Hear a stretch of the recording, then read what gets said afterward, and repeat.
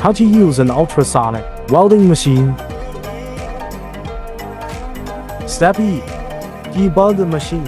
The power output of the electric box is normal. At the same time, ensure that the welding head mold does not shift. Step R. Assemble the plastic components and place the mold.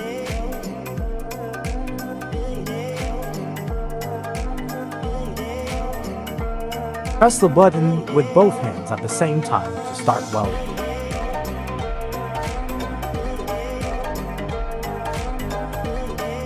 Step 10. Finally, let's take a look at the welding effect.